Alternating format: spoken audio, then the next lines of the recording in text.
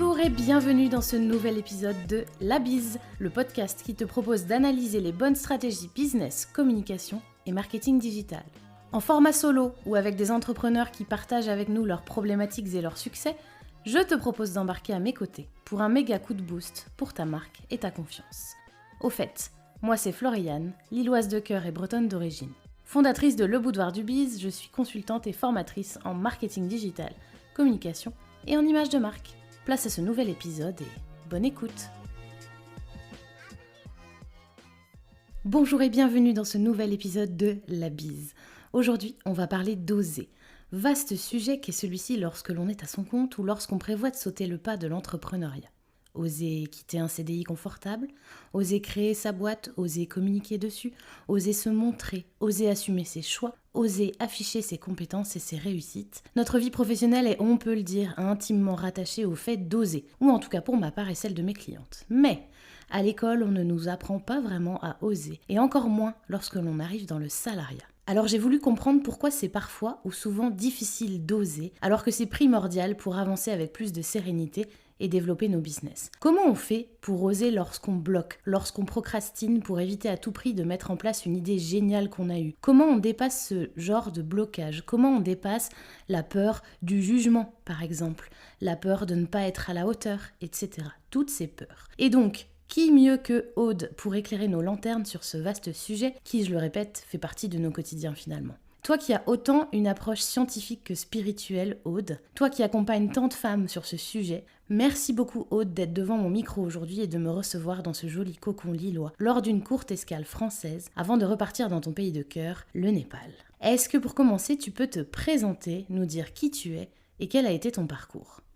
Oui, allez, je me lance. Par rapport à tout ce que tu viens de dire, je pense que ça pourra parler à pas mal de femmes parce que j'étais quelqu'un, et je suis toujours quelqu'un qui s'estimait manquer de confiance en soi. Ah, très bonne nouvelle, je ne le savais pas. Et je me voyais absolument pas, c'était pas dans mon plan et c'est toujours pas dans ma tête réellement que je suis une entrepreneur. Et quand je me regarde, je me waouh, pourquoi j'ai fait tout ça? Comment je fais pour être face aux autres en live? Donc oui, c'est petit pas par petit pas et je vais essayer de partager ça. Alors, qui je suis? Parce qu'initialement, c'était ça. Oui. Oui, donc je suis Aude Ducroquet et j'ai fondé Coach My Mind, qui veut dire donc coach mon esprit. Et donc, en fait, je suis quand même une experte de l'esprit et du cerveau. Voilà, donc j'ai un parcours neuroscientifique. Je suis allée jusqu'au doctorat.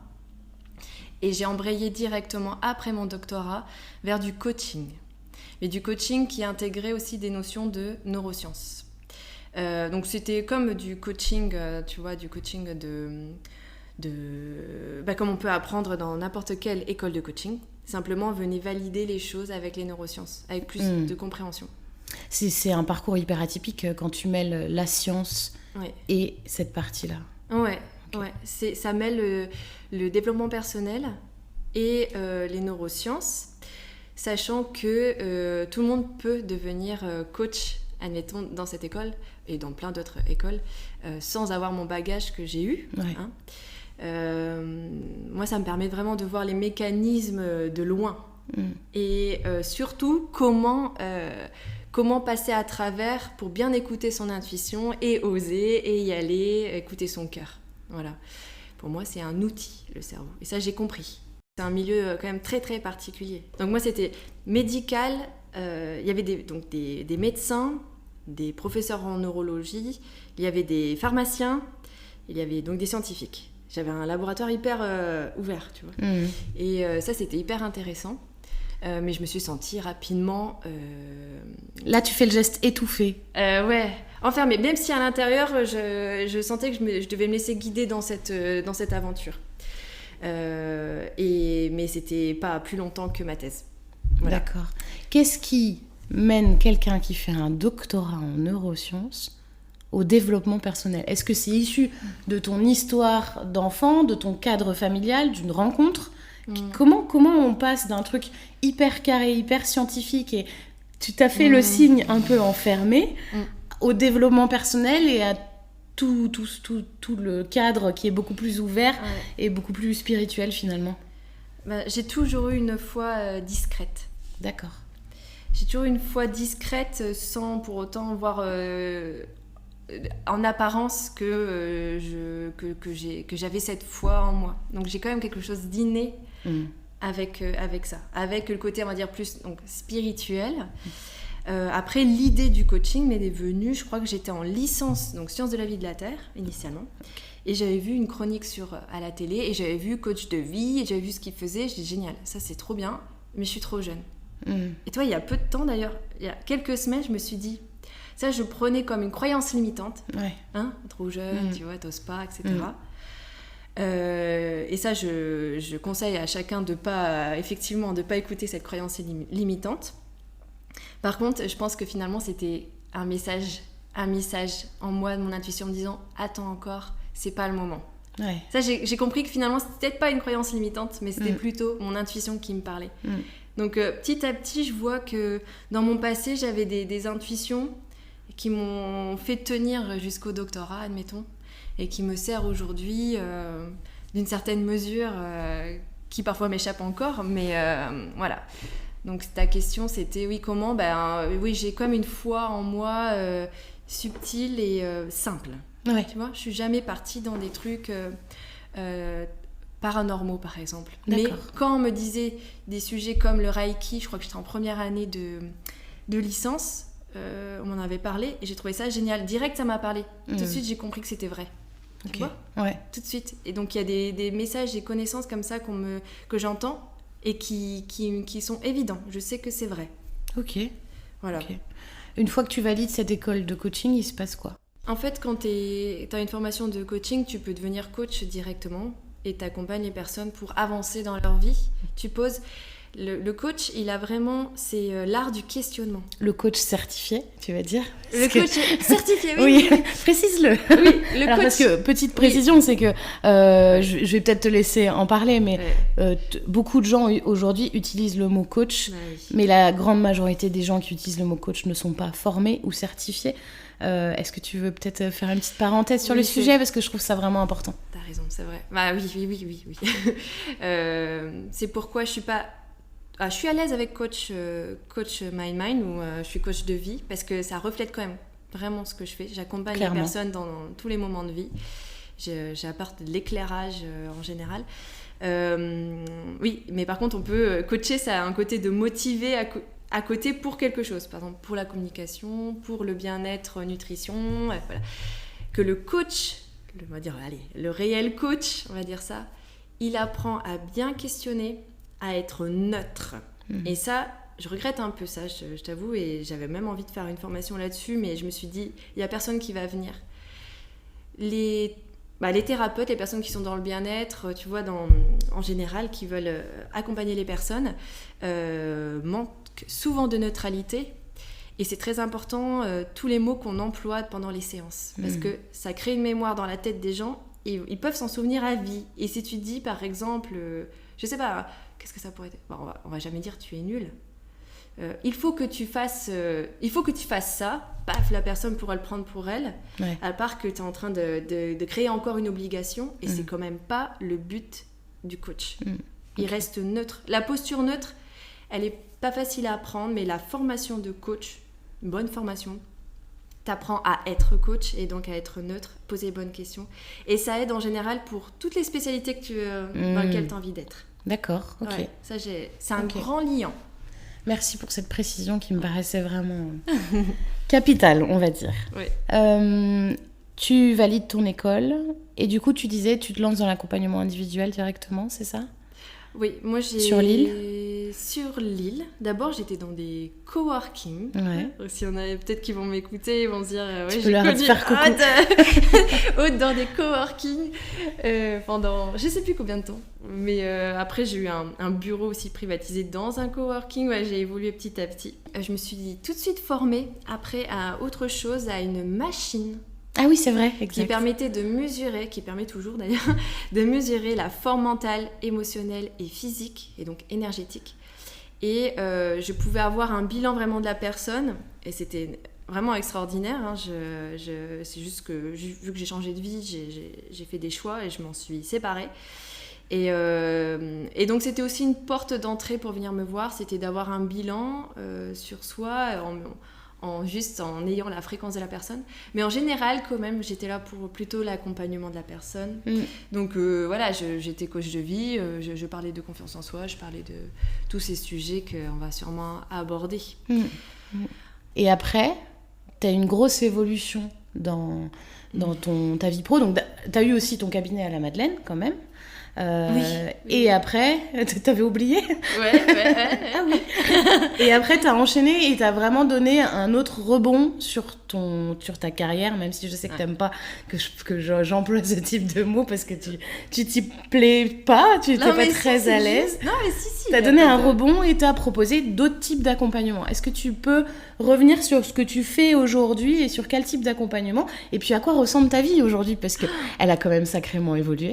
Ah oui, voilà, ouais, c'est différent. Bon, juste où je viens, d'abord, je recevais en one-to-one les personnes à mon cabinet. Et ensuite, il y a eu un switch tout doux en ligne. J'ai commencé à aller sur Instagram, en fait. Ouais. J'ai commencé à faire mes messages de la semaine le dimanche par écrit. Et ensuite, en ligne, en live, au confinement. Voilà, donc, au premier confinement qu'on connaît tous. Et ensuite, je me suis formée au yoga traditionnel, d'accord ? Parce que je voulais apporter pour moi une nouvelle dimension de compréhension, pas forcément devenir prof de yoga, tu vois, c'était vraiment pour moi. Et rapidement, j'avais envie de faire une formation en ligne. Donc ça m'est venu quand j'étais au Népal. Je savais que je devais le faire avant, mais il me manquait des trucs. Je sentais que je ne pouvais pas le faire. Donc j'ai attendu comme un certain temps après ma première intuition de faire cette formation. Et là, donc je l'ai fait. Je suis revenue au Népal 1 an après. J'ai fait d'autres vidéos de yoga au Népal. J'ai fait des vidéos en France en voyageant, parce que moi je suis comme une pèlerine qui va d'endroit en endroit qui nous font du bien, ressourçant. J'ai fait des vidéos dans ces cadres-là, au Népal aussi. Et là, ça a été quand je suis revenue de mon deuxième voyage du Népal, avec mes vidéos pour finir ma formation Accéder à une vie épanouissante. Là, c'est là que tout a changé. En fait, tout de suite, quand je suis arrivée au Népal pour faire mes vidéos, j'ai dû d'abord faire face à un raz-de-marée émotionnel, de prise de conscience immense, que je sentais arriver depuis 1 an, depuis mon quand premier voyage. Quand t'étais en France. Ouais, j'ai fait un premier voyage, je me suis formée au yoga et j'ai eu 1 an après, je suis repartie au niveau professionnel. Et pendant tout ce temps-là, j'ai fait un gros travail de fond. J'ai dit, oulala, il y a un truc qui va plus.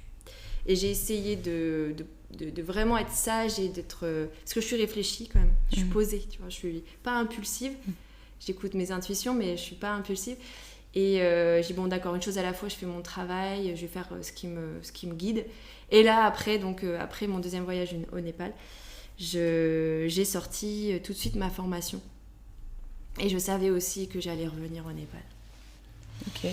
Et donc là, évidemment, j'ai eu un gros travail encore sur moi, parce que forcément, quand on est dans enfin, non, pas forcément, mais pour moi, quelqu'un qui véhicule du développement personnel ou de la spiritualité doit être d'abord praticien pour lui-même. Bien sûr. Et ça, c'est ce qui se passe aussi en ce moment, c'est qu'il y a beaucoup de personnes qui tout d'un coup veulent aller dans, le bien-être ou la spiritualité, mais qui ont une vie qui est figée. Et en fait, ils veulent changer de vie, parce que dans le système dans lequel ils sont, ils ne se sentent pas bien, tu vois, et ils partent là-dedans parce que ça paraît génial, ça paraît être utile pour tout le monde, mais il faut d'abord vraiment expérimenter en soi, tu vois. Oui, je comprends. C'est clair et net. Donc voilà, donc moi j'ai dû travailler sur le détachement énormément, le renoncement quand je suis arrivée au Népal. Détachement, j'ai plus d'appart. Je voyage avec peu d'affaires. Je fais des rencontres, des petites rencontres petites, je veux dire pas beaucoup, mais qui marquent. Et qui me font grandir. Et dès que je sens qu'il y a un élan en moi pour continuer à entreprendre, là tout d'un coup je sens que je dois refaire une nouvelle formation, ou je sens que je dois faire rouvrir à des séances de coaching, je le fais. Tout le temps maintenant, j'essaie d'être au feeling. Je dis pas que j'ai pas peur du manque, c'est clair. Des fois, ça me prend et j'ai vraiment peur. Je me dis comment je vais faire financièrement. Mais j'essaie d'agrémenter ma confiance en la vie. Et ça, c'est ce que j'apprends avec le Népal. Ouais, j'ai dû faire un énorme pas là-dessus.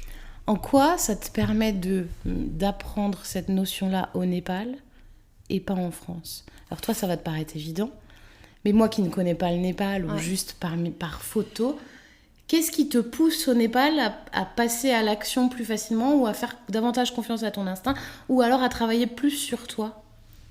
Alors, je vais être totalement transparente. Le Népal, je l'avais en moi depuis longtemps. D'accord. Sans connaître du tout le pays, je ne savais même pas la capitale. Okay. Et un jour, j'avais eu cette ouverture de allez, je vais aller me former au yoga là-bas. C'est le moment pour moi d'y aller là-bas. Ça y est, j'y pensais depuis que j'étais ado. Hein. D'accord. Je sais pas pourquoi. Tout d'un coup, j'avais le Népal, je savais pas ce que c'était. Je suis attirée par l'Asie et j'y suis allée. Bon, déjà, donc en fait, quand je dis que je vais être transparente, c'est que je pense que c'était vraiment engrammé en moi. Et il y a quelque chose, j'ai même dit avant mon premier voyage, je vais chercher une partie de moi là-bas. Une part de moi là-bas. Je savais pas ce que c'était, ce que ça voulait dire. Hein. C'est un truc qui venait de moi. Et j'ai compris, et j'ai compris, mais j'ai pas compris à quel point c'était le cas. T'as écouté ton instinct, et ton instinct t'a guidé vers le Népal, et toi, t'y vas. Ouais. Donc, c'est incroyable. Mais c'est pour tous, je pense que là, c'est ce que moi, c'est loin. Mais il y a des personnes... mais moi, demain, mon instinct me dit d'aller à Melun. Je ne vais pas à Melun. Alors, je vais donner un exemple plus concret. Instinct plus sexy. Mon instinct m'incite à aller dans les Alpes pour faire une retraite ou une pause dans ma vie. Je n'y vais pas. Donc c'est quand même incroyable que tu fasses autant confiance à ton instinct. J'ai mis du temps à le manifester. Oui, d'accord. Parce que j'avais très peur d'aller toute seule. Je parlais pas anglais, vraiment très très mal. Et tout d'un coup, je dis ok, il y avait plusieurs marqueurs qui a fait que je pouvais y aller et des petits signes. D'accord. Et un contexte aussi qui te le permettait aussi. Ouais, c'était, on va dire, il y avait plusieurs choses qui ont fait que j'avais plus envie que de peur, plus d'opportunités. Donc j'invite à chacun dans ce sujet-là. C'est important d'avoir un environnement qui convient à leur âme, à leur être pour se déployer. Sauter les barrières de oui, mais il faut être en ville pour réussir, par exemple, ou être en campagne pour réussir et je peux pas être en ville. Parce que tu vas déployer quelque chose en toi, tu vas rayonner, tu vas avoir une résonance avec cet endroit. Donc ça peut être la ville d'à côté, comme changer de région, comme changer de continent, tu vois. Ouais. Et là, tu sens qu'il y a une complétude, tu te sens à ta place.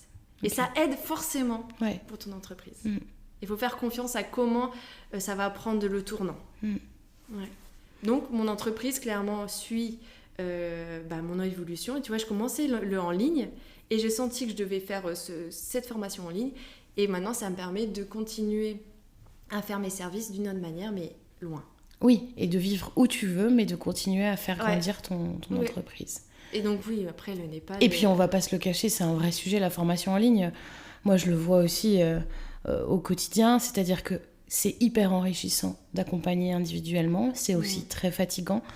Et à un moment, on est limité par le temps parce qu'on vend notre temps. Et c'est aussi, et il faut le dire, plus rentable d'accompagner des groupes, au-delà du fait qu'il y ait de l'effervescence quand c'est des formats de groupe, mais sur la partie en ligne, c'est aussi plus rentable parce qu'on ne vend plus notre temps, on vend nos compétences, et c'est vraiment un format qui est aussi intéressant et encore plus adapté à ta vie aujourd'hui, pour le coup. Oui. Parce que tu bosses d'où tu veux et tu peux continuer à faire grandir ton entreprise. Ouais. Après, il est évident que le Népal, il y a aussi quand même quelque chose, c'est en moi, mais il y a une sérénité, c'est un lieu de paix en général, d'accord ? C'est beaucoup plus calme que l'Inde, par exemple, et c'est pas du tout comme la Chine, mais par contre, ça ressemble au Tibet, donc c'est-à-dire c'est très calme. Bien sûr, il y a des trucs qui vont pas non plus, mais c'est pas pour rien qu'il y a plein de maîtres sages qui se sont installés là pour méditer, pour grandir. Je le sens, ça agit sur moi aussi. Ok. Ouais. Donc forcément, je propose aussi donc, des voyages une fois de temps en temps, quand je le sens, pour emmener des personnes pour qui ouvrent leur esprit. Parce qu'en fait, ça enlève plein de trucs, plein de freins qu'on a ici et on prend conscience sur certaines croyances aussi. Oui, donc c'est ça, j'ai vu que tu organisais des séjours. Ouais. À l'attention, a priori, des gens qui vivent en France, plutôt des femmes. Oui. Au Népal. Ouais, alors c'est pour tout le monde, homme-femme quand même. Et t'as des hommes quand même... J'ai souvent des femmes, oui. Mais j'ai aussi parfois... alors c'est plus avec Kujvendra, qui est donc mon partenaire aussi pour tous ces sujets-là. Qui va amener peut-être plus d'hommes. Ok, ouais. Mais oui. Ça, c'est des courts-séjours. Donc aujourd'hui, tu as tes formations en ligne, les courts-séjours. Oui. Tu fais encore de l'accompagnement individuel ou pas ? Ouais. Quand on me demande, d'accord, je fais. Donc c'est plutôt des personnes qui ont déjà travaillé avec toi. En fait, je veux dire tout d'un coup, là je suis posée au Népal, je peux avoir des rendez-vous. Ou alors on m'envoie un message, et c'est souvent des personnes que j'accompagne depuis un moment, ou que j'ai eu une fois il n'y a pas longtemps. Mais j'ai aussi beaucoup de bouche à oreille. Ah bah oui. Mais on se rend pas compte de la puissance du bouche à oreille. Ouais. Enfin, moi je trouve ça fou. Quand je me suis lancée en tant que communicante et marketeuse, jamais j'aurais pensé que le bouche à oreille pouvait être aussi puissant.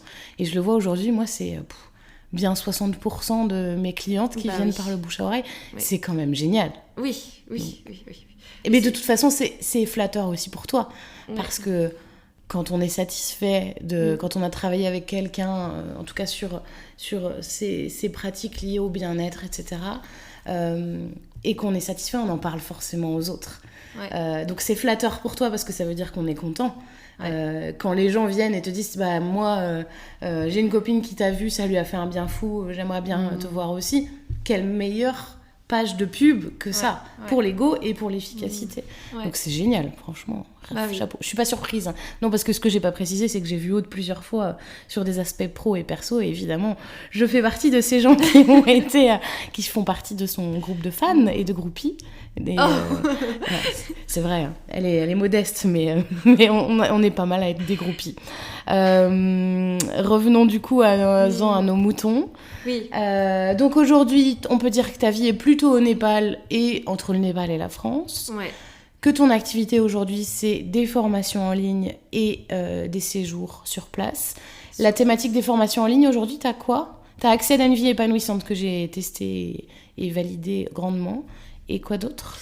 Et en fait, j'en ai fait une autre petite l'été dernier, Boost de vie. Oui. Voilà, donc pour l'instant, elles ne sont pas accessibles là au jour du podcast.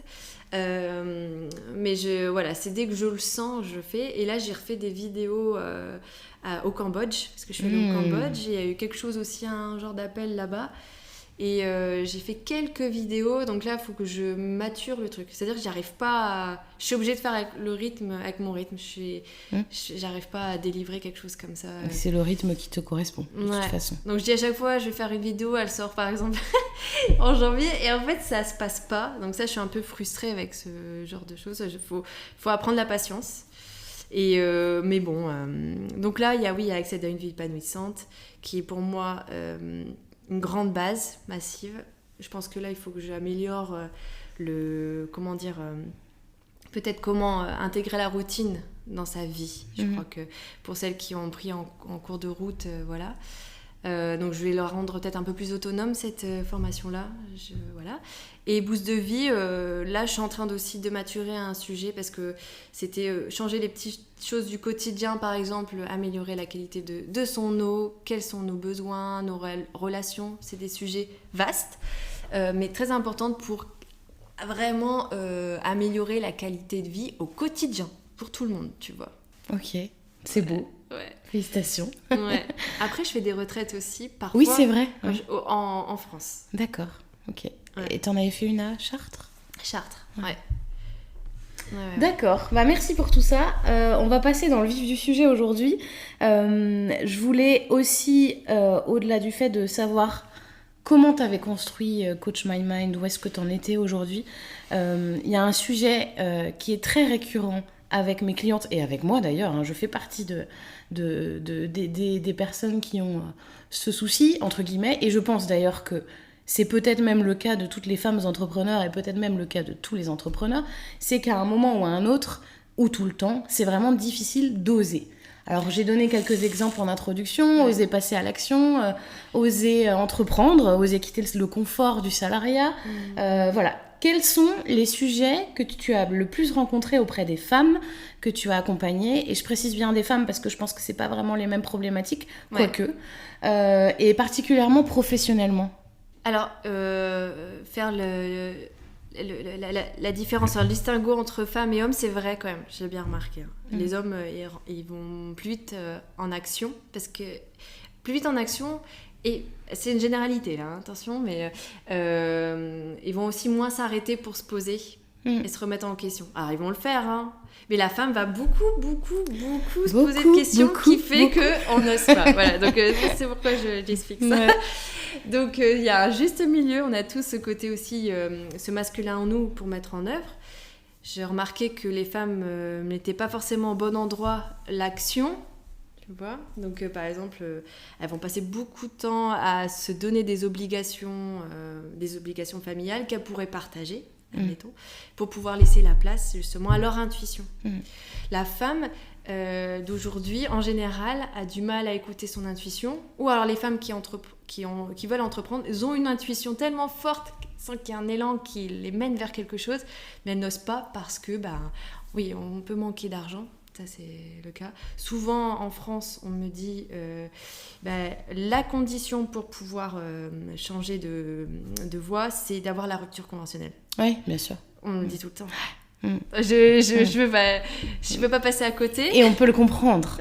Oui, on peut tout à fait le comprendre. C'est clair, c'est une sécurité. Et souvent, je saute ce verrou-là parce qu'en fait, si on n'a que ça comme idée, on se met une pression inutile là-dessus. Alors moi, je dis voilà, si ça doit venir la rupture conventionnelle, ça viendra. Mais il y a plein de possibilités parce que si c'est ton chemin de faire cette entreprise, ne t'inquiète pas qu'il y a d'autres ressources encore qui existent. Et la rupture conventionnelle, tu ne perds rien à essayer. Et tu verras si c'est ça. Si c'est pas ça, tu verras qu'il y aura d'autres ressources aussi, si vraiment c'est ça ta voie. Okay. Donc ça, c'est important de lâcher la pression sur la condition ultime d'avoir, par exemple, la rupture conventionnelle, par exemple. Ça, c'est quelque chose que j'ai souvent. D'accord ? Donc, vous voyez que tout est possible, tout est disponible. Il y a des ressources. Vous pouvez aussi avoir de l'aide autour de vous.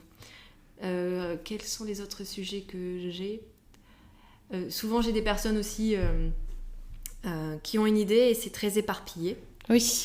Elles veulent plein de choses parce que c'est le démarrage. Donc là, je suis obligée de faire tout un tableau de nuages de toutes les idées.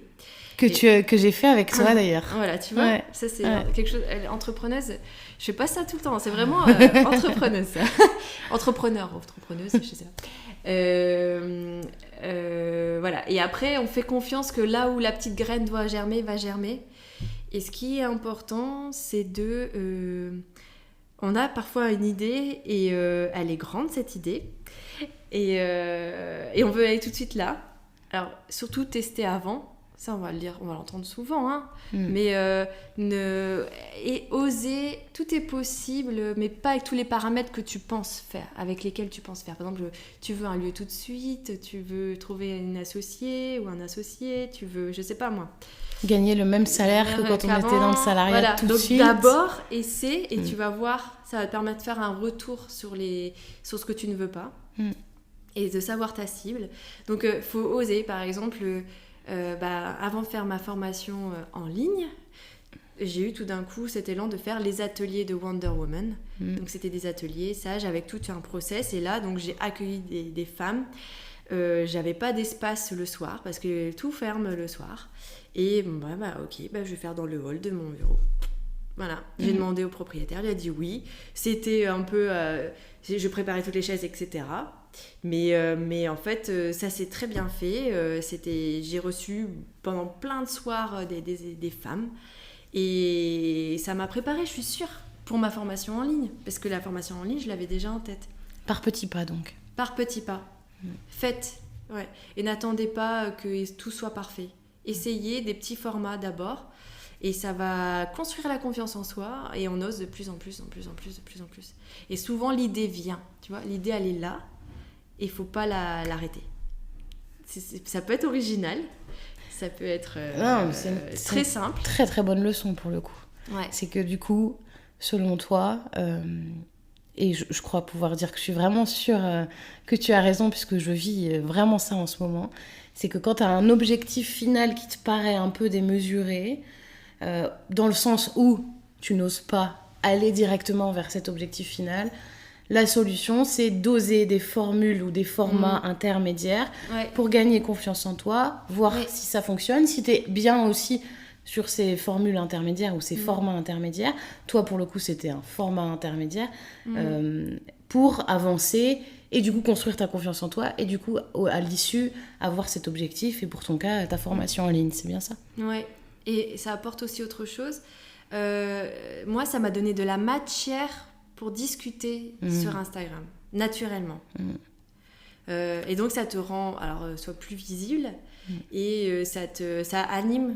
Voilà, ça t'anime avant de proposer un plus gros projet, admettons. Ce que tu veux dire, c'est que les femmes que tu as rencontrées dans le cadre de tes ateliers Wonder Woman t'ont glissé des sujets que tu as pu aborder par la suite sur Instagram ou tes différents supports. Oui, en fait, je disais, je faisais un événement et les personnes disaient « Ah, c'est actif !» Tu vois Et il y a plein de personnes qui me disaient « Oh, tu fais plein de choses !» Alors que j'avais pas l'impression de faire plein de choses. Je faisais pas des événements qui apportaient, par exemple, des clients. Voilà. Moi, je devais me faire connaître à Lille à l'époque. Bien ça donnait aussi de l'activité, du mouvement, de la vie. Et donc, j'ai beaucoup grandi avec ça. Donc ça, c'est un grand conseil que je peux donner. Et surtout, quand vous avez des idées, essayez de le mettre en place. Et si ça ne se met pas en place, c'est parce que vous devez apprendre quelque chose dans le processus avant que ça se mette complètement en place. Tu vois ? Ça, on peut avoir un sentiment d'échec quand on n'a pas été au bout d'un petit ou grand projet. Mais pour moi, avec ma philosophie et ce que j'ai appris, tu as forcément appris quelque chose qui va te servir pour plus tard. Tu ne sais pas quoi, mais fais confiance. Donc, j'ai failli collaborer tout au début sur une chaîne YouTube, aussi pour une formation entrepreneur. Et bien, ça ne s'est pas fait. Mais je suis sûre que ça m'a servi pour plus tard. Et sur le coup, j'étais frustrée, mince, j'ai loupé peut-être quelque chose. Mais maintenant, je me dis heureusement. Parce que ça ne me correspondait pas vraiment, mais j'ai appris plein de choses. Ok. Y a d'autres sujets récurrents que tu vois auprès des femmes que tu accompagnes, femmes entrepreneurs? Alors, si tu as des idées, n'hésite pas. Si tu veux dire, est-ce que tu as ça? N'hésite pas. La peur de l'échec. Le fait de ne pas oser parce qu'on a peur de se planter et du coup, on n'ose jamais. Il y a plusieurs choses. De un, il faut savoir que le cerveau, il apprend quand on fait un retour sur nos erreurs. Ok.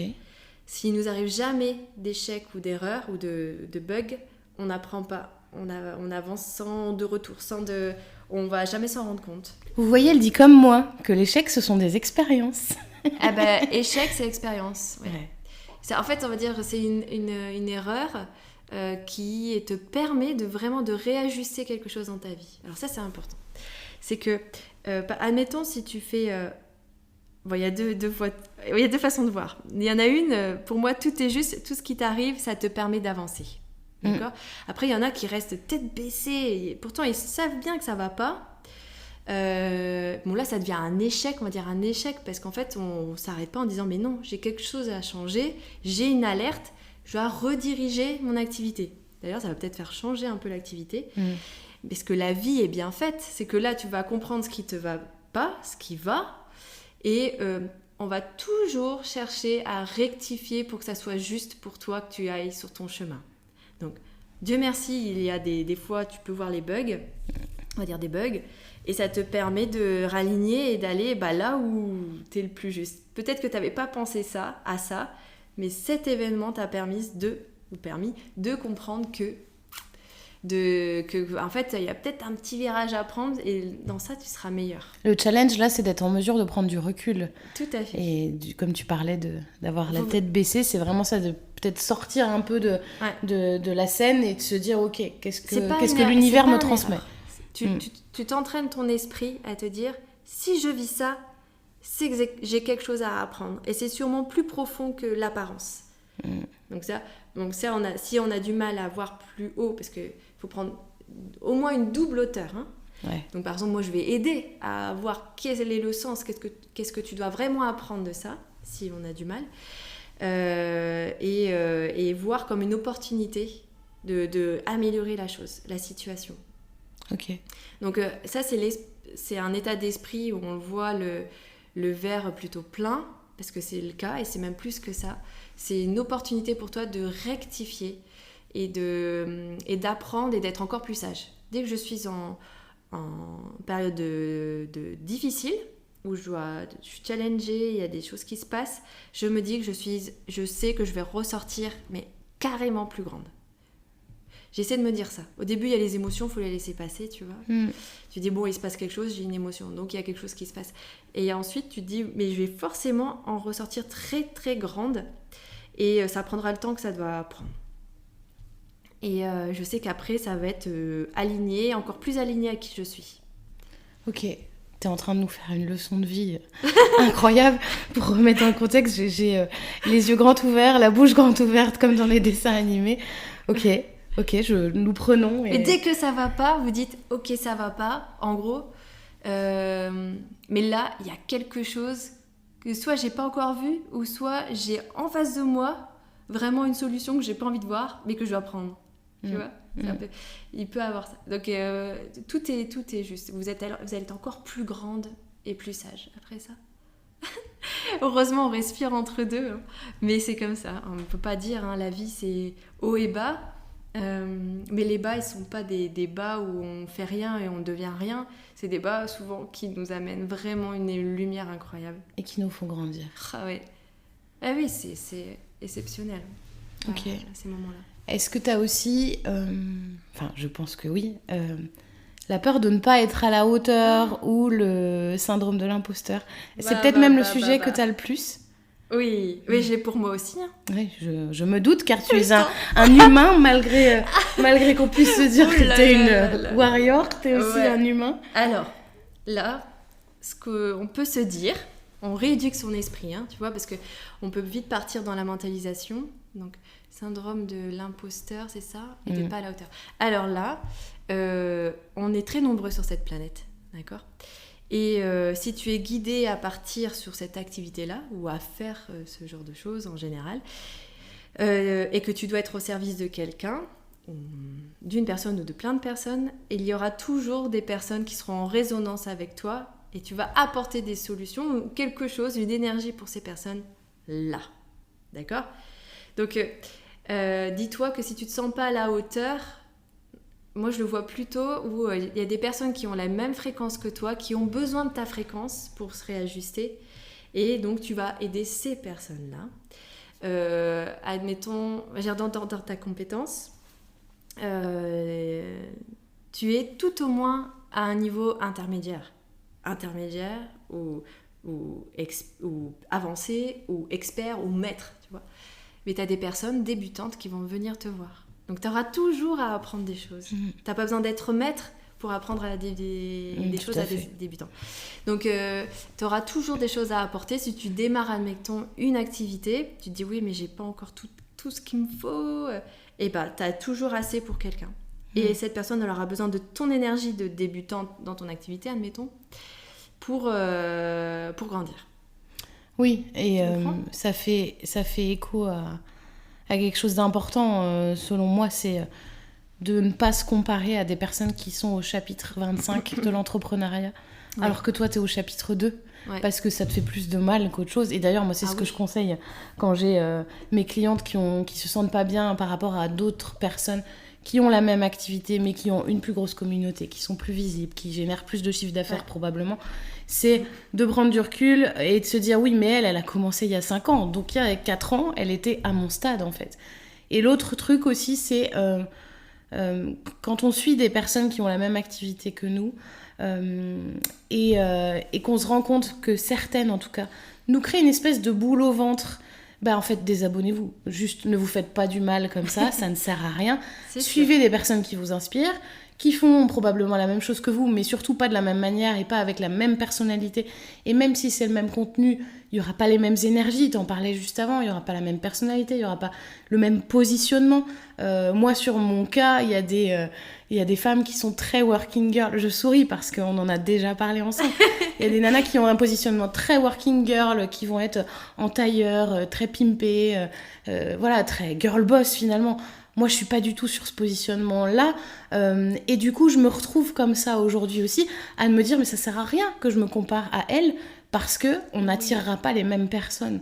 Tout à fait. Et quelqu'un qui cherche un graphiste va, par exemple, chercher un graphiste, pas que pour ses compétences, mais aussi pour ce qu'il transmet à travers sa façon de communiquer. T'es d'accord avec moi ? Ah bah oui. Bah j'espère, parce que c'est toi qui me l'as appris. Oui. Bah non, mais là, on a l'impression que c'est toi qui l'as expérimenté. Donc oui. Quand tu le dis, c'est pas moi. C'est pas non, bah tu m'as libérée sur ce sujet-là, clairement. Mais concrètement, vraiment, tu vas attirer les personnes qui ont besoin de toi. Donc tu auras peut-être besoin de ces personnes aussi. Donc fréquence similaire. Et effectivement, donc... Une personne qui est, on va dire, girl boss, stylée, enfin, qui a cette image-là, qui veut faire transparaître que c'est important d'être stylé, admettons, pour être girl boss, va attirer des personnes qui veulent devenir ça. Tu vois ? Tout à fait. Donc, c'est pas la même tension, c'est pas bien ou mal, c'est simplement, il y a des personnes qui ont envie de transparaître à travers ça. Donc, c'est clair, on choisit avec qui on travaille. Donc là, je pourrais te dire, pareil pour les thérapeutes. Oui, bien sûr. On choisit l'énergie et pas vraiment... par exemple, on choisit la méthode, évidemment. Mais le plus important, c'est le feeling avec la personne qui transmet. Tellement. Mais c'est parce qu'il y a des personnes, par exemple, alors dans mon domaine, on va me dire, j'ai déjà essayé le coaching ou l'EFT, qui est une technique de libération émotionnelle. Eh bien, elles vont dire, oui, j'ai déjà essayé une fois, ça n'a pas marché. Bah oui, mais en fait, c'est pas tellement la technique, c'est plutôt la personne derrière qui te convenait peut-être pas, ou qui te convenait parce que tu devais entendre ce qui s'est passé et ça t'a peut-être pas plu et t'étais pas prête à l'entendre, mais il fallait avoir, je sais pas, cette expérience-là. Mais en tout cas, oui, en fait, tu attires ta communauté, puis c'est tout. Et il y a de tout pour tout le monde. Donc, il n'y a pas une histoire de hauteur, il y a plutôt une histoire de fréquence où on est sur les mêmes plans de certaines personnes et tu vas attirer ces personnes-là. Et ça veut rien dire aussi les années d'expérience. Alors oui, il y a l'expérience, mais non, c'est plutôt à l'instant présent quelle fréquence tu as. Voilà, c'est tout. Ok. Ouais. Ok. Donc ça enlève le syndrome aussi de l'imposteur quand tu te dis que de toute façon tu pourras aider d'autres personnes, une ou plein. Mais tout est juste, on n'a pas plus de valeur en aidant, admettons, 1000 personnes qu'une personne. On sait pas. Et ce qui est beau quand on est aligné avec sa façon d'être professionnellement, c'est que, et j'ai pu l'expérimenter par moi-même pour le coup, c'est que on attire des gens qui nous ressemblent. Ça, c'est quand même incroyable. Bah oui. Pour ma part, alors, je dis souvent que c'est de la chance et tu vas peut-être me recadrer en disant non, mais enfin me recadrer, façon de parler. Mais moi, je dis pas non ni oui. Mais j'écoute. Tu vas pas me dire non comme ça en tout cas. Mais je dis souvent que j'ai de la chance parce qu'aujourd'hui, mes clientes me ressemblent et pour 95% d'entre elles deviennent des copines à l'issue. C'est-à-dire qu'à l'issue des accompagnements que je leur propose, à la fin, on pourrait très bien aller boire des verres et refaire le monde. Et je trouve ça vraiment précieux. Et c'est aussi pour ça que je trouve que c'est vraiment important de travailler en amont sur qui on est vraiment, surtout quand on se lance dans l'entrepreneuriat, surtout quand on devient maman aussi, sur différents sujets comme ça.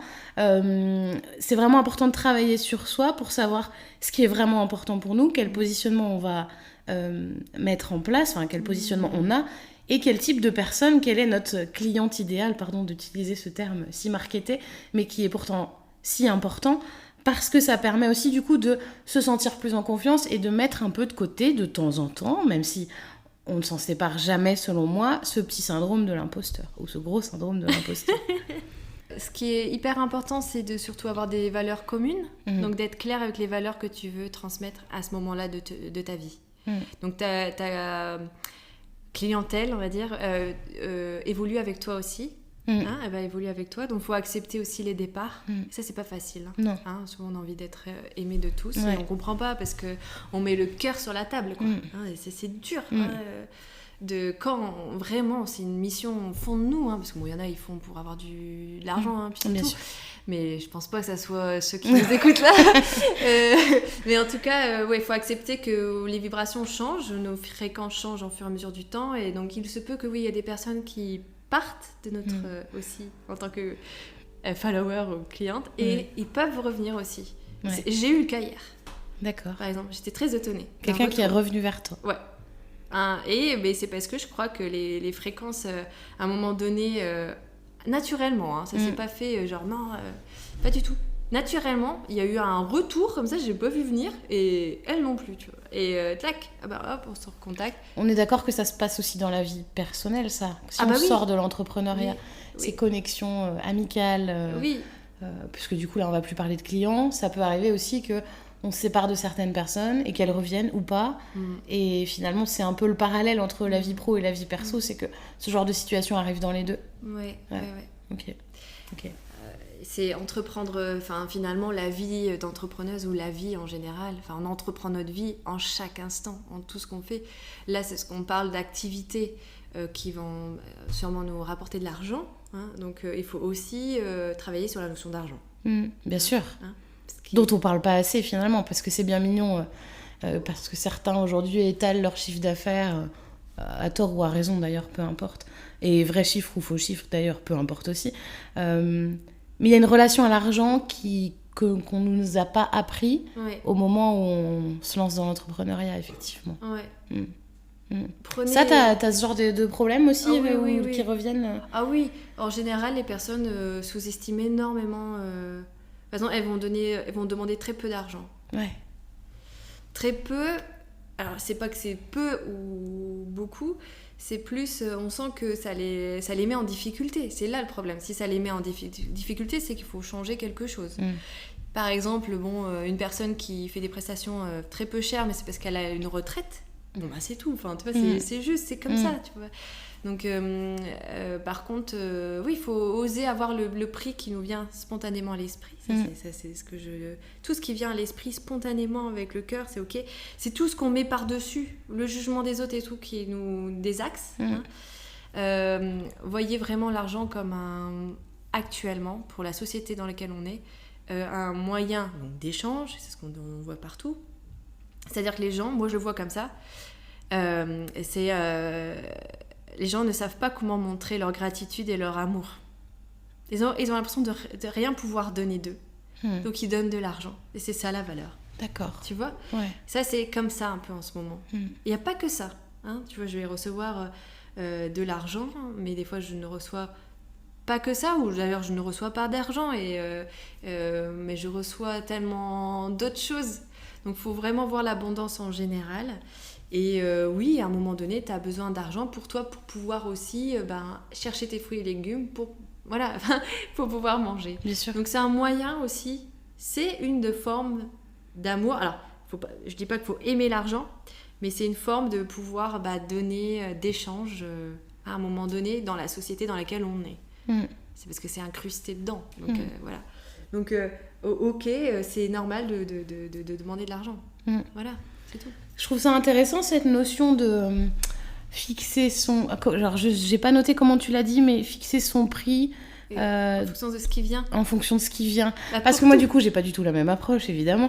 C'est-à-dire que pour moi, c'est un cumul de rentabilité, un cumul aussi du fait d'assumer et d'être à l'aise avec le prix qu'on fixe. Si un prix est trop bas et qu'on se dit j'ai un peu l'impression que c'est un peu bas, c'est que c'est pas le bon prix. Si on n'est pas à l'aise à dire son prix et qu'on a l'impression que franchement c'est beaucoup trop élevé et qu'on a un peu abusé, faut peut-être un petit peu le baisser. Et pour moi, il y a un mix de cette rentabilité, du prix où il faut être à l'aise et aussi du marché. Donc, et effectivement, je trouve ça super intéressant de se dire bon, ok, j'ai fini, on parlait de formation en ligne, j'ai fini ma formation en ligne, Quel est le prix qui me vient ? Je sais pas, 427 €. Pourquoi ce prix ? Et ça peut être effectivement une très bonne base pour se dire, selon moi, est-ce que le temps que je passe dessus, la valeur que j'apporte, et est-ce que ce prix me convient et est-ce que je suis à l'aise avec ce prix-là ? C'est intéressant, je trouve. Mais moi, je l'utiliserais, tu vois, en première étape, de se dire, ok, quel prix me vient d'abord ? Et est-ce que ce prix qui me vient est valable sur mes propres critères comme moi je propose, tu vois. Ouais.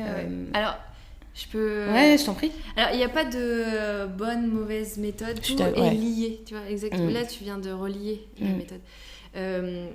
Alors, si je prends du recul là-dessus, là, le chiffre qui me vient, c'est vraiment pour écouter son intuition. C'est hyper important. Si c'est la bonne intuition, en gros, ça sera rentable, ça sera juste pour toi exactement ce dont tu as besoin pour toi maintenant. D'accord ? D'accord. Mais il faut être quand même sacrément bien aligné pour pouvoir faire ça. Oui. Donc, il est clair qu'il y a un travail à faire sur l'argent et donc de voir si c'est rentable. Et tout ça, c'est un travail sur la notion d'argent que tu fais.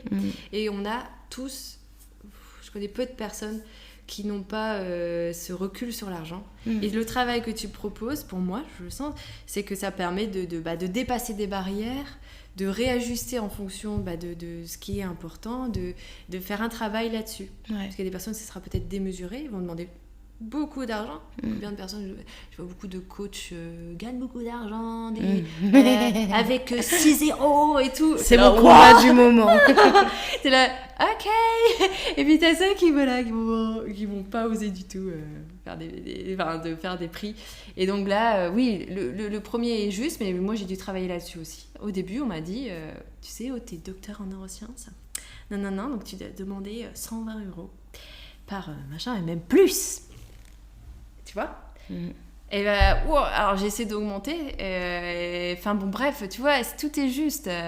En fonction de chaque instant, tu adaptes ton prix. Le premier, si tu es bien aligné, il va remplir tous les cases que tu proposes, mais souvent, c'est difficile d'avoir ce recul-là.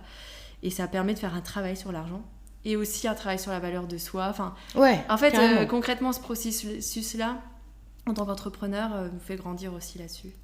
Donc, c'est tout à fait juste aussi d'avoir tous ces paramètres. Et ça va correspondre aussi aux personnes qui viennent te voir. Effectivement. Merci beaucoup pour ton apport sur ce sujet. C'est très enrichissant.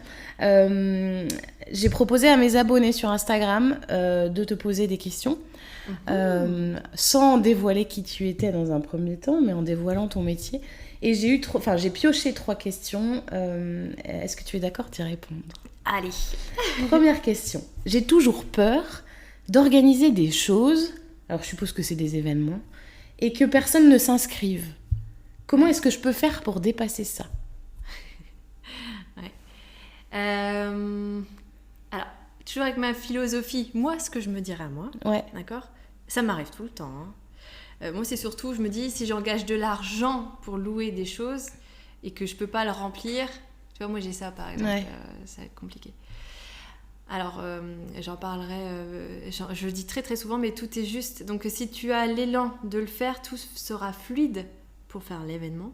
Si tu n'as personne, c'est que il y a peut-être, tu devais apprendre à comment organiser un événement. Et tu vas peut-être le faire une autre fois. D'accord ? Donc pour moi, tout est juste. S'il y a des personnes à venir, il y a des personnes qui vont venir. Si elles ne viennent pas, c'est que tu as aussi à recevoir cette expérience-là.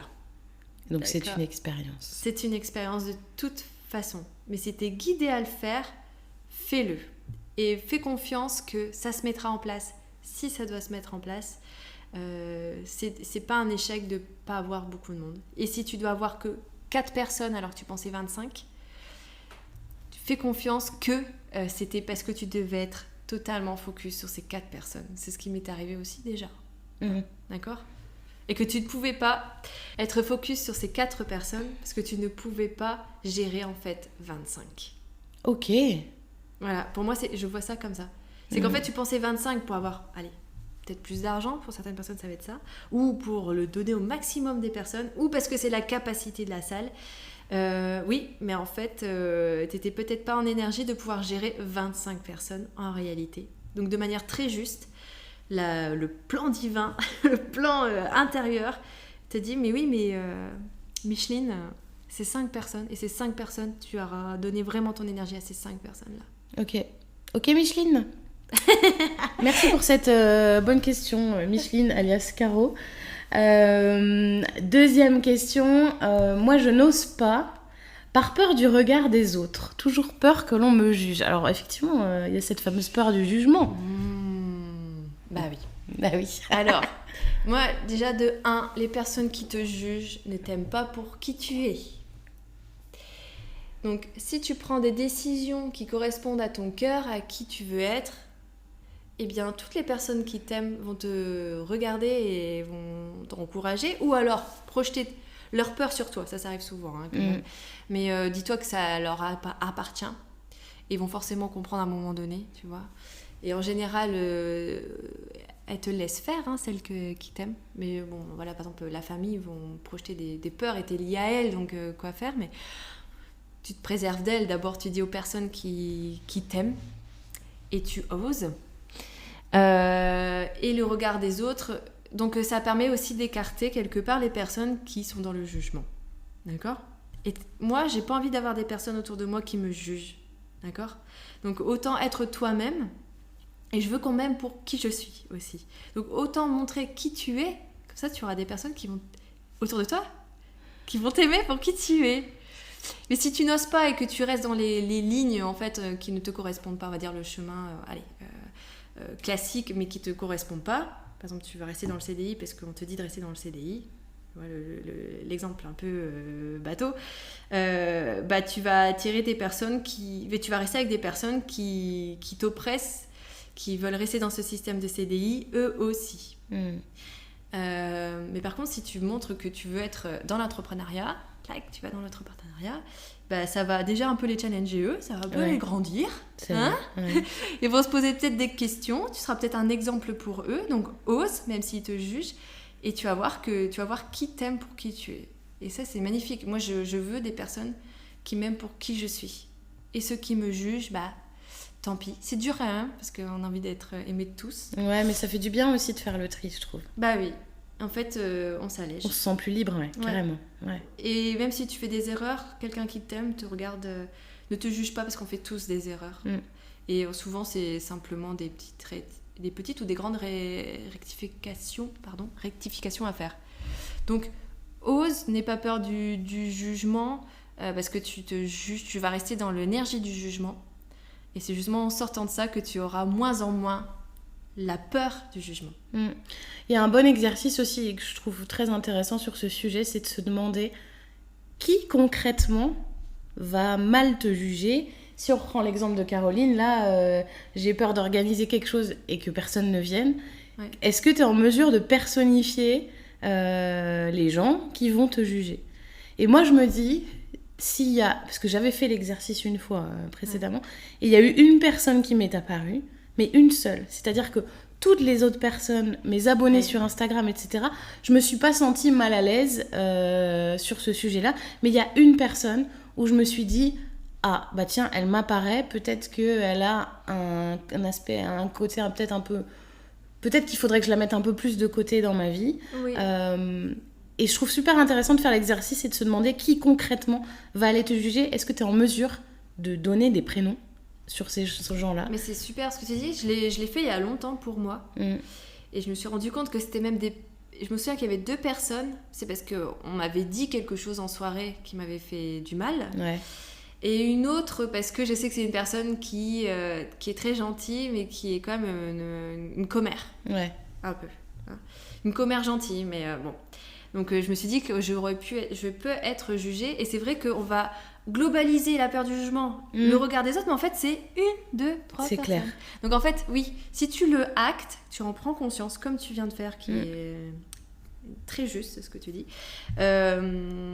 Tu lâches prise, tu te dis voilà, mais j'ai pas, en fait je vis pas avec elle. Et si ça les bouscule, si elles jugent, ça permet de t'en écarter aussi. Ouais. Et ça les challenge eux aussi. Parce que c'est triste qu'ils jugent. Enfin, c'est triste d'être dans le jugement. Oui, ça doit être fatigant. Mais on ne juge pas non plus leur posture d'être dans le jugement. Ils doivent apprendre. Ça, c'est dur. Ouais, faut pas être dans le jugement. Il y a pas de nom de oui, de c'est ça. J'aime ou j'aime pas au quotidien. Ouais. Donc simplement, faut faire confiance que. Ok. Troisième question. Un exercice à nous confier pour nous sentir plus badass et plus sûrs de nous, Aude. J'adore cette question. Dès que j'ai lu, je me suis dit, ah non, mais alors celle-là, il faut absolument que je la pose à Aude, elle est géniale. Qu'est-ce que t'attends de moi de cette question ? Ah, écoute, j'ai pas de détails.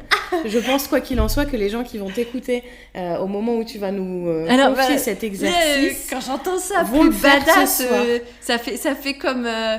c'est plus sûr de nous, quoi. Plus, tu parlais de Wonder Woman, bah voilà. Plus, peut-être avec moins cette peur du jugement, avec moins cette peur de ne pas sauter le pas. Non, concrètement, je comprends. L'énergie, c'est de se sentir confiante.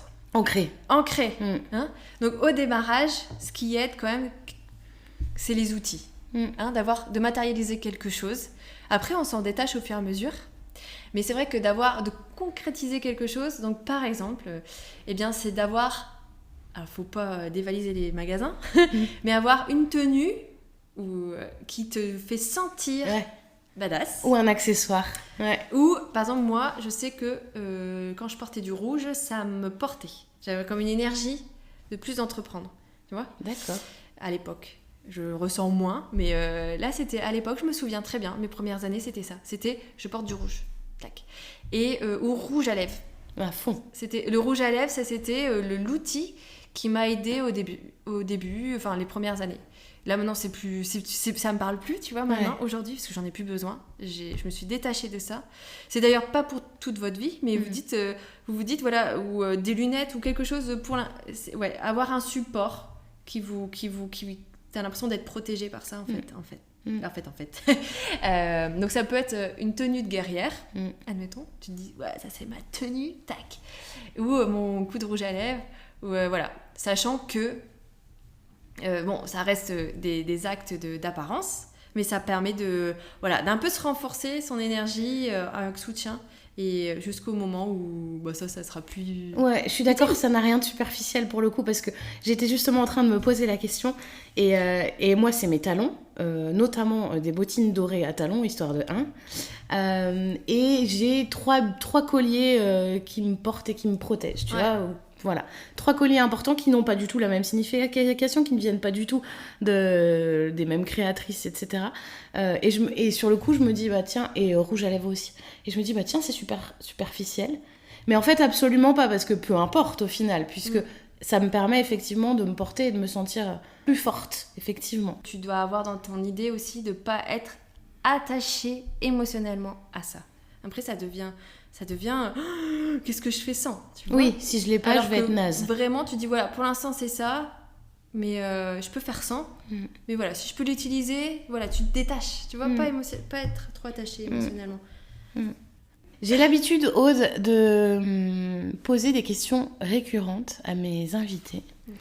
Donc je vais te les proposer. Tu peux donner juste le mot ou broder si tu as envie de broder et d'apporter tes lumières là-dessus.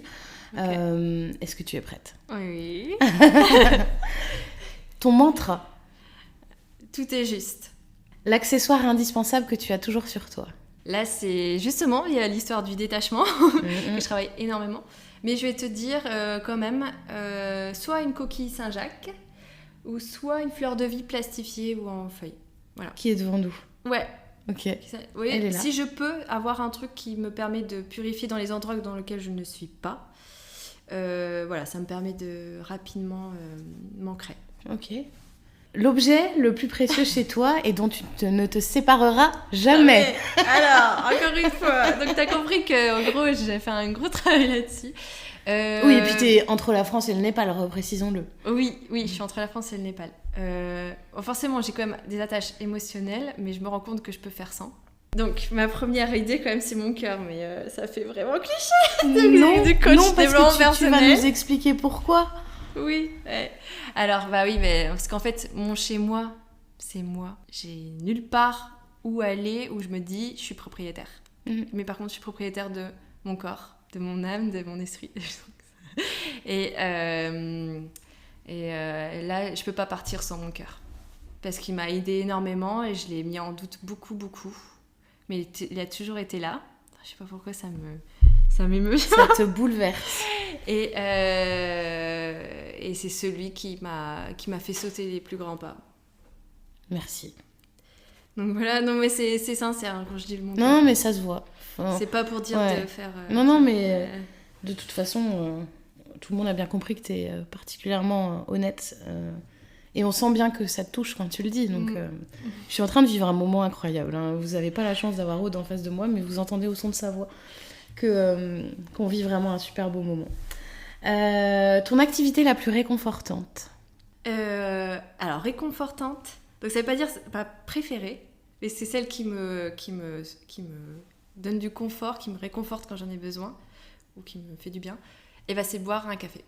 D'accord. Préparer un café, boire un café. Et d'ailleurs, je m'en suis rendu compte que j'allais en boire. Alors déjà, pour réchauffer ma gorge le matin, je sens que ça me donne un peu de force. Mais je pourrais prendre un thé. Hein. Mais par exemple, quand je suis dans un univers un peu plus hostile pour moi, pour mon énergie, j'aurais tendance à boire plus de café. C'est la question la plus difficile, ok? Parce que les autres m'ont dit que c'était la plus difficile. 2-3 personnages de fiction ou personnes célèbres qui te ressemblent et pourquoi? Alors, qui te ressemblent dans le sens où c'est pas ton incarnation en version personnage de fiction, mais qui ont des traits de personnalité ou des passions ou voilà, quelque chose qui te ressemble. D'accord. Donc je me suis jamais vraiment reconnue en quelqu'un quand j'ai regardé quoi que ce soit autour de moi, enfin par exemple séries, etc. Par contre, j'ai quand même des... Alors, c'était d'abord des inspirations, mais je pense que c'était des parts de moi qui ont envie de s'exprimer et que je pense que je développe de plus en plus. Donc, quand même, je suis obligée de dire Wonder Woman. Alors, j'en fais pas une idole, hein, mais son côté guerrière et d'agir instinctivement pour aider. Alors, je suis pas en mode justicière, etc. Absolument pas. Non, mais on comprend bien le parallèle. Ce côté-là... Quand même, je pense que c'est en développement personnel. Après, adolescente, je regardais mon frère... Enfin, non, pas adolescente, avant même. Je regardais mon frère jouer à Tomb Raider. Donc...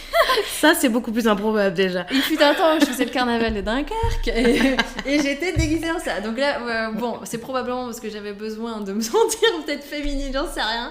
Mais en tout cas, je sais ce que j'aimais. Et c'était l'aventure. Et de voir tous ces paysages à travers les jeux vidéo. Parce que je ne voyageais pas beaucoup avec mes parents. Enfin, qu'en France. Ça me faisait voyager. Et c'est fou parce qu'en fait, j'ai redécouvert, par exemple, tout l'univers au Cambodge de ce que j'ai vu dans le film de Tomb Raider. Okay. Donc, j'ai pas envie de devenir Tomb Raider, mais fouiner pour avoir les ruines, pour voir ce qui se passe, ça, j'adore. Et c'est ce que je fais d'ailleurs chez les gens. Tu vois, regarder les symboles et sentir l'énergie, ça, j'adore. Et c'est ce qu'elle fait, en fait, Tomb Raider, je me suis rendu compte. Ouais. Donc, et voyager et côté un peu voir l'envers. Okay. Ça, j'adore. Et je me suis rendu compte que j'étais en fait profondément comme ça, parce que je voyage et je vais à des endroits qui m'inspirent et qui révèlent des secrets à l'intérieur de nous. Et l'autre, alors là je vais surprendre, mais entre la cathédrale de Chartres et ce que je vais vous dire, vous allez dire mais vraiment c'est une nonne, mais c'est Sainte Thérèse de Lisieux. Ok. Tu la connais ? Oui, c'est tout le paradoxe de Aude, en fait. Là, on a l'exemple concret. Elle nous parle de Tomb Raider et de Sainte Thérèse de Lisieux. Raconte-nous, donc, dans cette belle Normandie, pourquoi Sainte Thérèse de Lisieux ? Alors, Sainte Thérèse de Lisieux, alors elle, quand même, mes parents, enfin ma famille l'a pris pour les examens, parce qu'il y a une chapelle dans mon village. Mais elle m'évoque la discrétion, parce que je suis très discrète, hein. Très très discrète. La discrétion et le dévouement, ça je l'ai découvert chez moi aussi. Un dévouement naturel que je ne montre pas, mais j'ai un dévouement en général pour ce qui m'entoure. Je me suis rendu compte. Et c'est vrai qu'en regardant un peu son histoire, je me dis, ça m'a fait quelque chose. Tu vois. Et elle fait les choses un peu... Malgré elle est devenue connue. Elle ne savait pas. En fait, elle a écrit tout un livre pour une personne qui lui avait demandé d'écrire et tu vois ce livre maintenant il peut être lu par tout le monde Et elle même a été canonisée après. Mais en tout cas, son énergie de discrétion et de dévotion, je pense que c'est une part de moi. La discrétion, on la voit, la dévotion, peut-être pas. Mais ça se traduit quand même pas mal à travers ton travail. Ouais. C'est que le côté dévouement, t'as envie d'aider les autres à se sentir mieux. Ouais, j'ai la foi. C'est une forme de dévotion. Ouais. J'ai la foi en général. Ouais. Ça me met et ta propre foi, pour le coup. Ouais. Ma foi en général. Je parle pas de religion. Hein. Ouais, c'est ça. C'est ta propre foi que t'as construite. Pour moi, c'est des maîtres sages, tu vois, des personnes comme ça. Il n'y a pas de connotation, tu vois. Ouais. Forcément, elle avait une connotation. Hein, mais, bien sûr, ouais. Mais moi, c'est plutôt le côté comment elle a vécu sa vie. Ok. Ouais. C'est super intéressant. Ouais. Et ça te ressemble, donc c'est très shoot. Très shoot. Je me sens pas l'une de l'autre, mais il y a des petits bouts. Ouais, tout à fait. L'étape la plus difficile quand tu te lances dans l'entrepreneuriat? Présenter son projet. Ok. Pour moi, ça a été ça. Et ça l'est un peu encore le cas. Difficile de se définir et de vouloir tout dire ce qu'on est. Alors qu'on te demande une fois par jour, tu fais quoi dans la vie? Ouais, je rêve vraiment de dire juste... Je suis Aude. Aude, c'est tout, voilà. Mais bon, en même temps, je suis obligée d'expliquer quand même. On est obligé d'expliquer, sinon... parce qu'on a envie de savoir aussi. Oui, et puis bon, voilà, qu'est-ce que je fais, quoi. Enfin, on est obligé. Mais ouais, ça a été toujours très difficile. Et à chaque fois, j'essaie de le faire et ça change tout le temps. Un peu, les mots changent.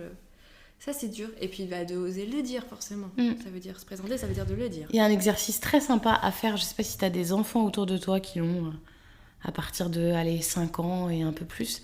c'est, s'ils te connaissent, de leur demander quel est, selon eux, ton travail. C'est super intéressant parce que ça permet de mettre de côté tous les mots que nous, on utilise en tant que professionnels, mais qui ne parlent pas forcément au grand public, et de rendre l'exercice plus facile pour après, peut-être, éventuellement, repiocher. Moi, j'ai posé la question récemment à mon fils parce que... je lui avais posé la question quand j'étais dans le salariat et sa réponse ne m'avait pas du tout plu. Ça a été d'ailleurs un des déclics. Enfin, j'étais pas du tout fière en fait de lui expliquer ce que je faisais et que lui m'explique ce que je faisais. Et là récemment, je lui ai demandé et il m'a dit t'aides les femmes chefs à être plus heureuses et à aller au travail avec le sourire. Wow. Et je dis c'est vachement plus classe que ce que moi je dis. Et je me dis, effectivement, il y a peut-être des choses à piocher dans les réponses si tu as des enfants autour de toi. Ou si vous retrouvez, si vous avez ce petit problème de mettre des mots sur votre activité, parce on doit avoir une phrase exceptionnelle. Prête. Ton idée, elle est super. C'est très mignon. Et du coup, après, on peut piocher dans l'idée de cet enfant et reformuler tout ça. C'est des mots simples qui parlent à tout le monde. Tellement. C'est pour ça que j'ai eu cette expérience-là. Mais qu'est-ce qu'il avait dit, mon neveu?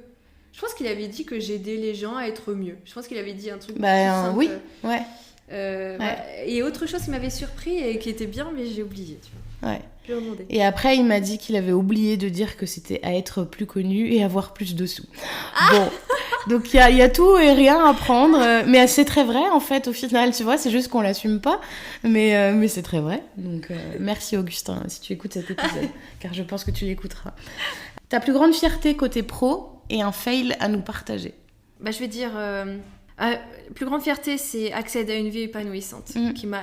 Parce que je me transforme en même temps que je fais mes trucs, que je fais mes événements. Enfin, d'abord, je mature et après, je délivre quelque chose. Donc, accéder à une vie épanouissante qui m'a fait voyager, qui m'a fait oser vraiment sortir d'une grande zone de confort énorme. Et de quitter Coach My Mind à Marc-en-Barœul aussi. Et en one-to-one. Et mon fail... Alors, je ne vois pas la notion d'échec. Mais en fait, on va dire... T'as le droit de dire que t'as pas l'impression d'avoir vécu des fails. J'ai eu plein de sensations. Souvent. En fait, concrètement, je pense que tous les jours, j'ai l'impression que j'échoue. J'ai l'impression de ne pas faire assez. Ça, c'est clair. Ça, c'est mon truc que je dois tout le temps me dire. Non, mais tu fais ce que tu peux chaque instant, c'est tout. Enfin, c'est tout. Tu peux pas inventer des trucs. Donc ça, quand même, j'ai quand même une sensation avec laquelle je cohabite et que j'essaie de rééduquer. Mais on va dire le fait, celui qui me vient, parce que aussi je pense qu'on est en train de parler de ça, c'est j'avais fait tout un programme quand même de formation pour les entrepreneurs, pour aider à se développer. Et je crois que l'offre a été probablement peut-être trop intérieure, spirituelle, je sais pas. Pourtant, dans le texte, c'était pas marqué de spiritualité. Mais on voulait plutôt le côté rationnel, probablement. Mais ça n'a pas vu le jour du tout. Donc personne ne le sait, presque, tu vois. Mais ça, c'était il y a quelques temps. Et c'était... peut-être que ça... Je me dis des fois, est-ce que ça aurait pu être bien que j'aide des entrepreneurs. Est-ce que c'est pas sorti un peu tôt ? Parce qu'en fait, je sais pas, je me pose la question parce que avant le confinement et après le confinement, on n'est plus du tout dans le même état d'esprit. Et après le confinement, on prend beaucoup plus soin de nous et on apprend beaucoup plus à nous connaître. Mais tu sais quoi, à cette époque-là, maintenant je le sais, hein, tu vois, ça me correspondait à moi d'avant, mais j'ai très vite évolué et j'ai très vite quitté cet état d'esprit que j'avais au moment de la construction de cette formation-là. D'accord. Donc t'étais plus alignée avec toi. En fait, le format, l'intérieur, oui, tu vois, je pense que je reprendrai beaucoup de choses, mais le format ne correspondait pas à qui j'étais vraiment. D'accord. Donc là, aujourd'hui, voilà, je pense que je serais plus performante, mais c'est surtout le format qui ne correspondait pas à moi, mais c'était tendance. Ouais, et c'est là le gros risque. Et c'est là le risque. C'est que tu veux être tendance, par exemple, tu veux même faire des designs, des choses qui sont tendance, et en fait, on se perd. Ouais. Donc, et on met plus son soi à l'intérieur. Okay. Ouais. L'aspect sur lequel se démarque ton entreprise. Je te challenge. Hein. Pardon, je fais du bruit avec mon collier. Oui, alors... je pense que... Alors, bizarrement, c'est pas sur quoi j'ai envie qu'on me démarque. Mais souvent, quand je dis que je suis docteur en neurosciences, ça fait le poids. Mais je ne le dis presque jamais. Personne ne le sait. Très peu. Alors des fois je le dis parce qu'on me dit c'est vrai que tu le dises. Mais je trouve que c'est pas ça qui me permet d'être la femme que je suis. Enfin, si, tout de même. Ça me permet d'être la femme que je suis. Mais je veux pas que ça bloque d'autres personnes en se disant oh elle a un doctorat, moi j'ai pas de doctorat. Et je veux pas. Quelle personne ? Des personnes qui se comparent, qui sont dans le bien-être par exemple. Ah d'accord. Tout le monde est capable, tu vois. On n'a pas besoin d'un doctorat pour... Et tu penses que certaines personnes, en découvrant que tu as un doctorat en neurosciences, se diraient je me lance pas, du coup, sur l'accompagnement des gens ? Ah, je sais pas, mais je vois la réaction de certains. Je vois bien que ça apporte un jugement sur moi. En fait. Ils changent de perception sur moi. Ouais. Mais tu bosses pas pour eux. Et ils vont me dire... Alors... Non. Ce sera jamais tes clients. Donc, en fait, je veux juste dire que, en gros, le CV, le plus important, c'est l'être. Ouais. En gros, c'est ça, moi, ce que je veux dire. Je sais pas si j'étais claire, en fait. Mais en gros, le CV, soyez à l'aise avec le CV, n'importe quel contenu dedans. Moi, c'est parce que des fois, quand je dis docteur, quand je suis face à des personnes rationnelles, ça va les rassurer, ils vont faire un peu le pas et venir me voir. Mais je peux pas, parfois, tout... Je m'adapte à la personnalité. Et les personnes qui se jugent plus spirituelles, ils vont se dire « Ah, elle a besoin de se conforter avec un doctorat pour rationaliser les choses. » Alors qu'en fait, moi, c'est juste une partie de moi. Est-ce que j'ai le droit de dire que ce qui te démarque, pour moi, c'est pas ça, mais c'est ta personnalité, ton sourire, ton regard, ta bienveillance, tout ça ? Alors, ce qu'on me dit, c'est que je suis apaisante. Ouais, souriante. De ouf. Et je sais que même quand je parle pas ou juste quand je parle, ça fait déjà un effet. On parlait de la puissance du regard avant de commencer l'enregistrement de ce podcast et effectivement, c'est très vrai. Avant-dernière question, le conseil que tu voudrais transmettre à toutes les femmes entrepreneurs ? Ne absolument pas dénigrer les idées intuitives qui viennent dans l'esprit. C'est accueillir tout ce qui vient à l'esprit spontanément, donc n'hésitez pas par exemple à écrire ce qui vient. Et quand il y a l'enthousiasme avec, et ça il faut le mettre en œuvre, il faut garder ça en soi. Soit ça va se mettre en œuvre dans longtemps, ou soit maintenant, mais c'est le après qui va venir éteindre son cœur. Donc écoutez son cœur évidemment, mais ça vient par l'écran de l'esprit, l'idée vient dans ta tête. Donc parfois c'est très simple, tu dis non c'est trop simple, parfois c'est trop farfelu, tu dis non c'est trop farfelu, non tu suis. Parce qu'en fait c'est ça. Dernière question, la femme entrepreneur que je devrais interviewer dans ce podcast. Alors, j'ai pas beaucoup d'entrepreneurs autour de moi, tu vois. Mais alors, je vais te dire celle qui me que je connais et qui me porte. Alors, il y en a une, tu vas pas être étonnée, hein, mais il y en a une qui a vraiment une grande énergie entrepreneuriale en elle. Elle ne se rend pas compte. J'ai déjà dit qu'elle pourrait très très bien aider les entrepreneurs. C'est Amélie Happy, qui a une grande énergie pour ça et qui fait croire en toi énormément quand tu lui parles de ton projet. Donc ça, c'est énorme. Ok. Et je peux rajouter une quand Bien même. sûr. Une qui aide, pour le coup aussi, les entrepreneurs, c'est Charlotte de chez Compressé. Évidemment. Je peux pas passer. Coucou Charlotte, À je sais côté que tu d'elle. vas nous écouter. Voilà. Je sais, on t'embrasse. Bon bah écoute, oui, je trouve que ces 2 choix sont très beaux et je comprends pourquoi tu voulais rajouter un choix aussi. Bon bah génial. Salut Amélie, salut Charlotte si vous nous écoutez. Bisous, bisous, on vous embrasse. Vous êtes merveilleuses. C'est vrai. On va arrêter là. Oui. Merci pour tout ça. Alors non seulement parce que tu t'es livrée à nous et c'est pas quelque chose que tu as l'habitude de faire. Donc ça, je suis hyper touchée et je me sens privilégiée d'avoir vécu ce moment avec toi. Je suis sûre que les gens qui nous écoutent aussi. Merci aussi pour ces leçons de vie que tu viens de nous lancer là. Je pense qu'on a matière à réfléchir, à se poser, à faire le point sur tout ce que tu nous as dit et je trouve ça vraiment très généreux de ta part. Et merci de m'avoir accueillie dans ce bel univers et avec toute la douceur et la bienveillance qui te caractérisent, entre autres. Et puis, est-ce que tu peux juste nous dire où est-ce qu'on peut suivre tes actualités, s'il te plaît ? Oui, sur Instagram principalement. Donc coachmymind-by-aude. Okay. Et moi, mon site devrait plus trop tarder, coachmymind.fr. Et la guidance le dimanche à 11h. Voilà. Ouais. Génial. Merci beaucoup, Aude. Merci. À très beaucoup. vite. Et si cet épisode t'a plu, n'hésite pas à le partager, à lui donner 5 étoiles sur Apple Podcast ou sur ta plateforme d'écoute préférée, à me laisser un avis ou un commentaire.